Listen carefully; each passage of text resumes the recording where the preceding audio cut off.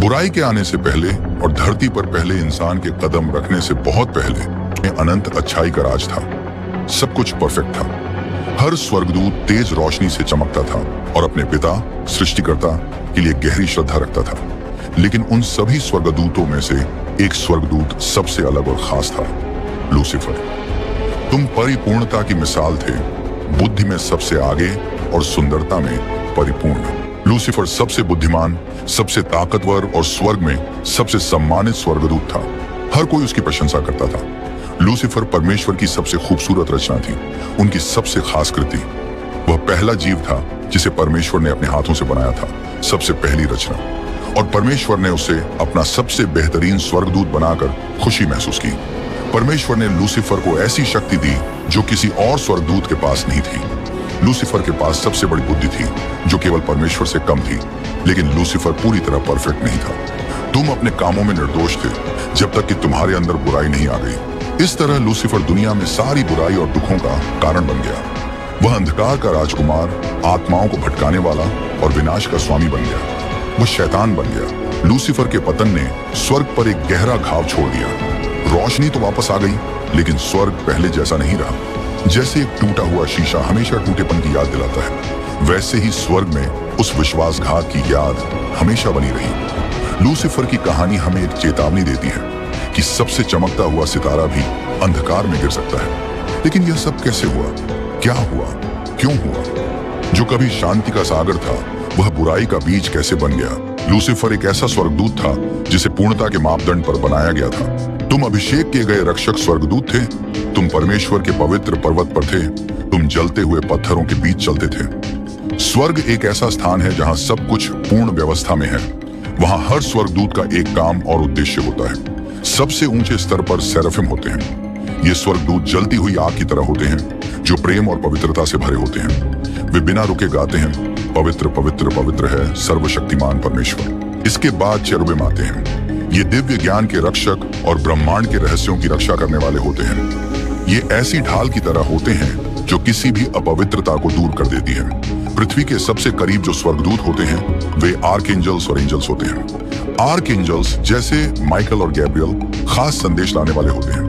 ये युद्ध के योद्धा की तरह होते हैं जो अपने तलवार पर परमेश्वर का संदेश लेकर आते हैं। और अंत में एंजल्स होते हैं जो इंसानों के सबसे करीब रहते हैं। ये हमारी आत्माओं के रक्षक होते हैं, हमारी यात्रा में साथ देते हैं और सुनिश्चित करते हैं कि बुराई हमारे पास ना आए।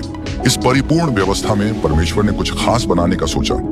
अपनी असीम बुद्धि और प्रेम से उन्होंने लूसीफर को बनाया, जिसे सुबह का तारा कहा गया। तुम पूर्णता की मुहर थे, ज्ञान से भरे और सुंदरता में अद्भुत। लूसीफर सिर्फ सुंदर ही नहीं था, वह एक लीडर था, एक ऐसा मार्गदर्शक जिसे बाकी स्वर्गदूत मानते थे। उसकी आकर्षक बातें सभी को खींच लेती थी और उसकी उपस्थिति से सभी उसे आदर और सम्मान देते थे। वह स्वर्गदूतों के बीच अद्भुत गरिमा के साथ चलता था। सेराफिम और चेरुबिम उसकी बातों को ध्यान से सुनते थे और यहाँ तक कि महान योद्धा माइकल भी उसकी बुद्धि की प्रशंसा करते थे। लूसीफर स्वर्गीय गायकों को संगठित करता था। वह बड़े जोश और भावना के साथ सृष्टिकर्ता की स्तुति का नेतृत्व करता था। उसकी आवाज अंधेरे में जलती हुई आग की तरह थी जो स्वर्गदूतों को उनके गीतों और प्रार्थनाओं में मार्ग दिखाती थी। परमेश्वर ने बुराई नहीं बनाई थी, बल्कि कुछ पूर्ण बनाया था। लेकिन लूसीफर अपनी खुद की चमक से अंधा हो गया।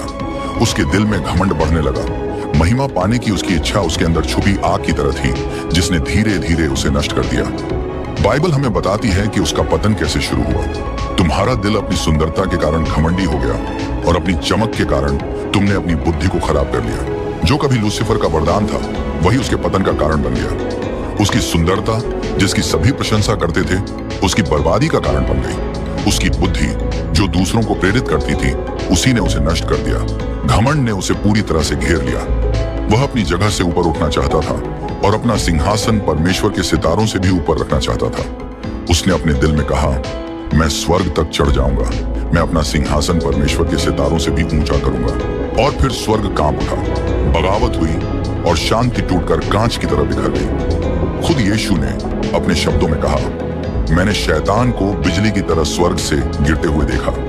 एक पल में लूसीफर को गहराई में गिरा दिया गया। उसे उस रोशनी से दूर कर दिया गया जो कभी उसका घर थी। उसकी महिमा खत्म हो गई और उसकी चमक अंधकार में छिप गई। सुबह का तारा गिरा दिया गया। वह चमकता हुआ स्वर्गीय तारा बुझ गया। लेकिन यह कैसे हुआ? हालांकि लूसीफर का प्रभाव बहुत बड़ा है, लेकिन पवित्र शास्त्रों में उसका नाम बहुत कम लिया गया है। ऐसा क्यों है कि जिसका दुनिया पर इतना असर है, उसके बारे में इतना कम बताया गया है?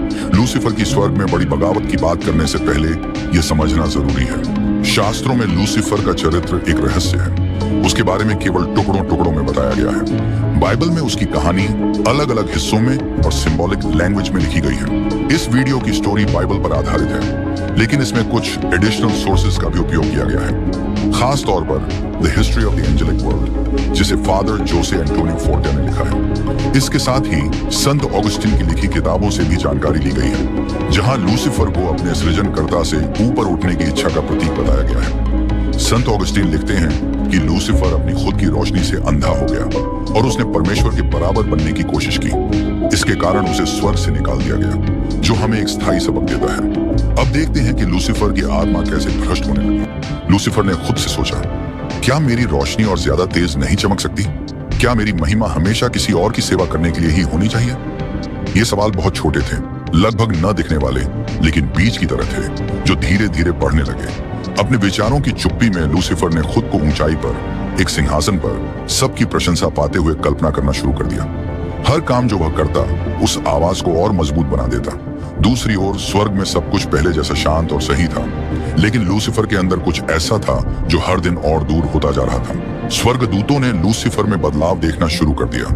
वह चुपचाप और रहस्यमयी सा हो गया था। एक दिन गैब्रियल उसके पास आए और बोले, लूसीफर भाई, कौन सा बोझ तुम्हारे दिल पर है? तुम्हारी रोशनी बेचैन लगती है। लूसीफर ने उनकी ओर देखा और जवाब दिया, कुछ चीजें ऐसी हैं जिन्हें हम भी नहीं समझ सकते, प्रिय गैब्रियल। गैब्रियल ने यह सुनकर एक अजीब सा सन्नाटा महसूस किया, जैसे कुछ गलत होने वाला हो। लेकिन लूसीफर ने अपनी नजरें हटा ली और ऐसा कुछ भी नहीं कहा जिससे उसके दिल में उठ रहे तूफान का पता चले। दिन ब दिन लूसीफर अपने कामों को नजरअंदाज करने लगा। उसकी आवाज, जो कभी स्वर्गीय गायक दल की लीडर थी, अब खामोश हो गई। दूसरे स्वर्गदूत उसकी कमी महसूस करने लगे, जैसे आसमान से कोई तारा गायब हो गया। जब सब मिलकर परमेश्वर की तारीफ करते थे, जहां वह पहले सबसे आगे रहता था, अब वह आधे मन से आता था और ऊपर देखते हुए गर्व और नाराजगी का मिला जुला एहसास करता था। स्वर्ग के नियम साफ थे, लेकिन कोई जंजीरें नहीं थी। परमेश्वर ने हर स्वर्गदूत को आजादी दी थी कि वे अपनी मर्जी से प्यार और सेवा करें। उनकी परिपूर्णता में उन्हें अपनी मर्जी चुनने का तोहफा भी मिला था। इसलिए जब लूसीफर अपने अच्छे और बुरे विचारों के बीच लड़ रहा था, बाकी स्वर्गदूत भी कुछ अजीब महसूस करने लगे। उसके चुनाव की बेचैनी। कुछ स्वर्गदूत जो लूसीफर की महानता से प्रभावित थे, उसकी बातों को नए तरीके से सुनने लगे। वे चुपचाप उसका पीछा करने लगे, जैसे उसकी रोशनी उन्हें किसी और मंजिल की ओर ले जाएगी। एक दिन एक चेरुबिम स्वर्गदूत ने लूसीफर में आए बदलाव को देखकर उससे पूछा, लूसीफर, क्या तुम्हें गाने में अब खुशी नहीं मिलती?